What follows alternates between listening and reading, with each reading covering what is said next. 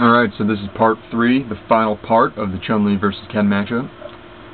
Drive-In at Night, of course, is a level. That's my favorite level. Second favorite would be Crowded Downtown. After that, probably either Snowy Rail Yard or the Solar Eclipse in Africa. But I really don't hate too many levels.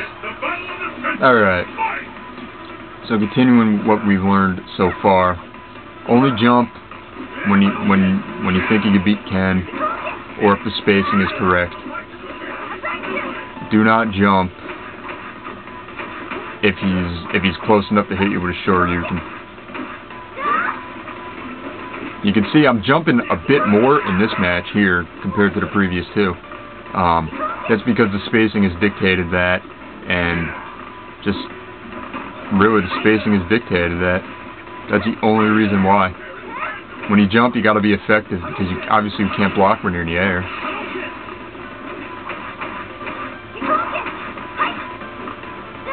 This guy's good. He's got good defense.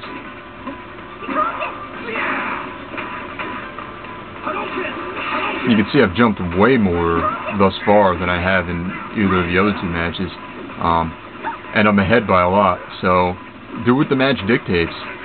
Yeah, there are general guidelines for each matchup, like what you should and shouldn't do, but sometimes the game plan goes out the window when the match goes on. Do whatever you have to. In this case, jumping has been the most effective way to attack him in this match. See, I'm keeping him far enough away to where he can't get me, and now with 18 seconds left, he's gonna have to come at me, and with a huge lead, I know that he's gonna have a hard time.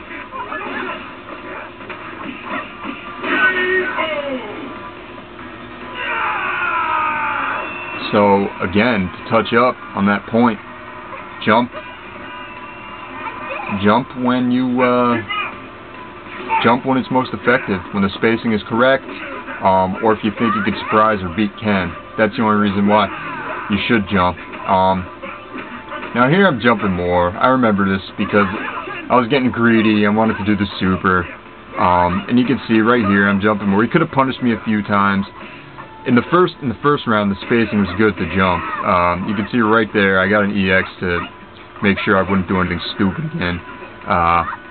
But those first few jumps in this round, they could have really come back to bite me in the ass.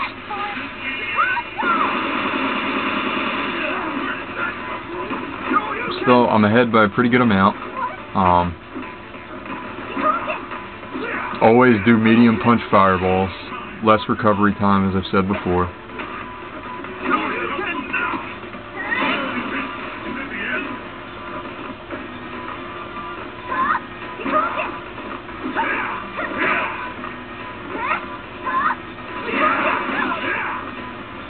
Now what I like to do late in matches, I don't know if I do here, throw a fireball and then do medium kick, just like that. That's a really good anti-air. If you can bait it, especially late in the match, it'll finish off your opponent.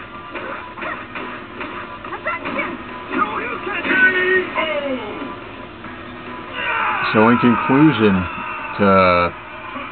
after all three parts of this Chun-Li versus Ken match are done, basically what you need to do is only jump at the most effective times. Jump when the space dictates it. If the spacing is wrong, he's got a Shoryuken waiting for you, which is an excellent anti-air. Huzanshu over fireballs if you see one coming, or if you think he's going to throw one. But when you do Huzanshu, make sure you either hit him for damage or make him block it, because if you whiff it, he can hurt you pretty bad. Ken's got some really good offensive tools. Also, don't forget the focus attack dash cancel out of Huzanshu. If you do use it, basically those are the points. Jump in on Ken when the space dictates it, and Huzanshu over his fireballs if you see it coming, but use the Huzanshu liberally because it can be punished if you mess it up. So that concludes the 3-part series in the Chun-Li versus Ken matchup.